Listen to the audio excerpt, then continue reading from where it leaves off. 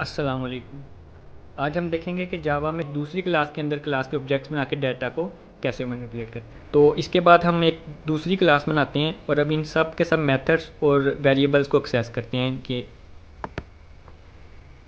इसको नाम देते हैं मेन डॉट जावा। ये एक मेन क्लास बना लिया हमने। अब किसी भी जावा प्रोग्राम को रन करने के लिए हमें चाहिए होता है मेन का मेथड।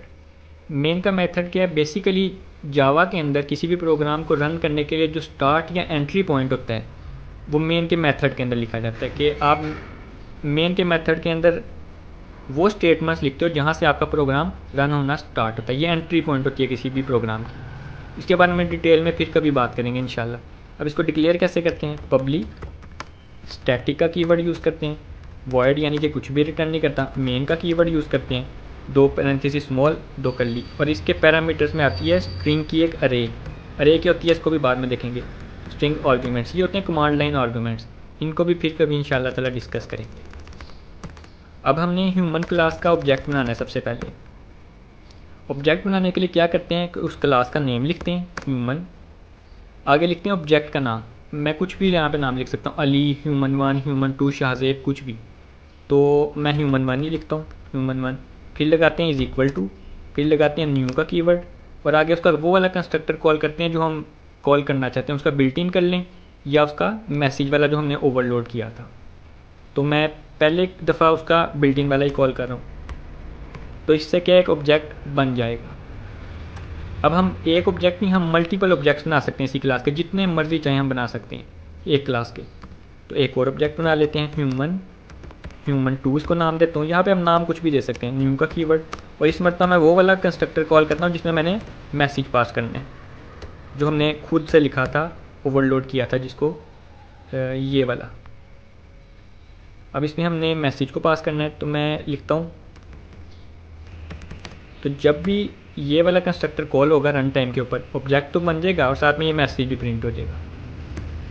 अच्छा, अब इसके वेरिएबल्स को और मेथड्स को एक्सेस करना सीखते हैं। मैंने पहले भी बताया था कि प्राइवेट वाले वेरिएबल्स को तो हम एक्सेस नहीं कर सकते, हम सिर्फ पब्लिक वाले वेरिएबल्स की वैल्यू को सेट और गेट कर सकते हैं। अब मैं चाहता हूँ कि मैं ये नेम की वैल्यू को सेट करूँ। अब प्राइवेट है, मैं डायरेक्टली नहीं सेट कर सकता आउटसाइड दी क्लास। क्लास के अंदर तो मैंने ये सेट कर लिया एक मेथड के अंदर, तो हमने सेटर का मेथड लिखा था। अब सिंपली उस मेथड को कॉल कर लेंगे। उसको कॉल कैसे करेंगे? सबसे पहले आएगा ऑब्जेक्ट का नाम। जैसे मैं ह्यूमन 1 का नाम सेट करना चाहता हूँ, तो ह्यूमन 1 डॉट उसका वो वाला मेथड सेट नेम वाला, सेट नेम।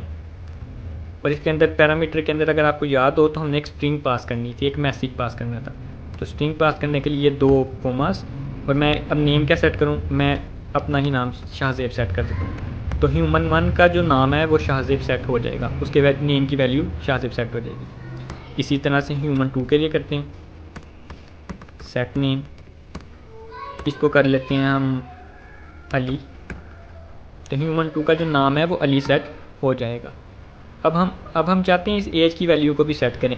क्योंकि ये पब्लिक है तो मैंने इसके लिए सेटर गेटर नहीं लिखे थे, क्योंकि ज़रूरत नहीं है, पब्लिकली एक्सेसिबल है। अब पब्लिक वेरिएबल को कैसे एक्सेस करना है? सिंपली जैसे मेथड को किए, ऑब्जेक्ट का नाम ह्यूमन 1 डॉट एज, और सिंपली कोई भी वैल्यू सेट कर दें। जैसे मैं कर रहा हूँ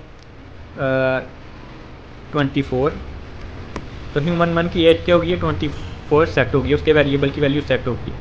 इसी तरह से ह्यूमन 2 की करते हैं, human 2 dot age public variable है, इसको कुछ भी कर लेते हैं, 50 कर लेते हैं। तो ह्यूमन 1 की एज भी सेट कर लिया हमने, नेम भी सेट कर लिया, मेथड भी कॉल कर लिया, और हमने डायरेक्टली पब्लिक वेरिएबल को भी एक्सेस कर लिया। अब इन वैल्यूज़ को गेट भी करना है ताकि हम इन्हें प्रिंट कर सकें। तो सबसे पहले नेम गेट करते हैं। अगर आपको याद हो तो नेम के लिए हमने एक गेट नेम का पब्लिक मेथड डिक्लेयर किया था जो कि नेम को रिटर्न करता था। तो सिंपली उसको कॉल करते हैं। इसकी रिटर्न टाइप क्योंकि स्ट्रिंग है तो हम इसकी जो भी वैल्यू होगी इसको एक स्ट्रिंग टाइप के अंदर स्टोर कर सकते हैं। तो string human 1 name is equal to, अब उसी तरह से ऑब्जेक्ट का नाम डॉट गेट नेम का मेथड कॉल कर लिया।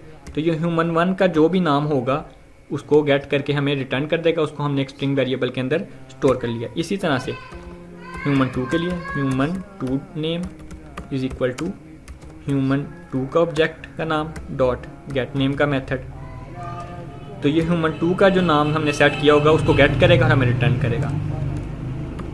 अब अगर हमने एज को गेट करना है तो इसको सिंपली हमने human1.age ही करना है, कोई भी मतलब मेथड या कोई भी स्पेशल कन्वर्जन की ज़रूरत नहीं है। जैसे मैं चाहता हूँ कि मैं एक वेरिएबल के अंदर इस वैल्यू को स्टोर करूँ, तो एज की क्योंकि डाटा टाइप इंटीजर थी तो यहाँ पे मुझे इंटीजर टाइप का वेरिएबल चाहिए। human1age is equal to human1 का ऑब्जेक्ट का नाम डॉट एज का वेरिएबल, तो ये human1 की एज को human1age के वेरिएबल के अंदर स्टोर कर लिया हमने। इसी तरह से human2 के लिए करते हैं, equal to human2 dot as. तो ये अब हमने सारी की सारी वैल्यूज़ गेट कर लिए हैं विद मेथड और डायरेक्टली। अब इनको सिंपली प्रिंट कर लेते हैं, सिस्टम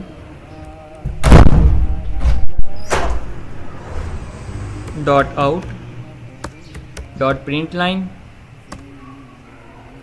यहाँ पे मैसेज प्रिंट कर लेते हैं कि human1 name is equal to, और वो जो वेरिएबल जिसमें हमने वैल्यू स्टोर की है human1 की, सिंपली उसको लिख देंगे human1 नेम। आगे उसका एज भी प्रिंट कर लेते हैं, वेरिएबल का नाम है जिसमें एज स्टोर कराइए उसको लिख देते हैं यहाँ पे। अभी इसी को हम करते हैं ऑब्जेक्ट 2 के लिए भी। हमने human1 के लिए भी वैल्यू को सेट और गेट कर लिया है और प्रिंट कर लिया, हमने human2 के लिए भी कर लिया। अब सिंपली हमने प्रोग्राम को रन करना है, तो ये रन का बटन दबाएंगे यहाँ पे, रन एंड डीबग का, यहाँ से रन एंड डीबग कंपाइल होना शुरू हो गया और ये चेक करें आप, और ये देखें आप, सबसे पहले ये मैसेज प्रिंट हुआ है ह्यूमन ऑब्जेक्ट डेवलप्ड, क्योंकि हमने ये वो वाला कंस्ट्रक्टर कॉल किया था जिसके अंदर हमने मैसेज को प्रिंट कराया था। फिर human1 नेम हमने शाहजेब सेट किया था और फिर बाद में गेट किया था और प्रिंट कराया था, तो वो शाहजेब आ गया। human1 की एज हमने 24 सेट की थी और बाद में गेट की थी और प्रिंट कराई थी, वो 24 आ गई। इसी तरह से human2 का नेम हमने अली सेट किया था और human2 की एज 50, तो वो भी हमने प्रिंट कराई थी, वो भी बिल्कुल सही प्रिंट हो गई। तो आज हमने जावा की कुछ बेसिक्स को सीखा है कि एक दूसरी क्लास के अंदर क्लास के ऑब्जेक्ट्स में आके डाटा को कैसे मैनिपुलेट करते हैं। अगर आपका कोई भी क्वेश्चन हो तो आपने कमेंट सेक्शन के अंदर बिला झिझक पूछना है। शुक्रिया।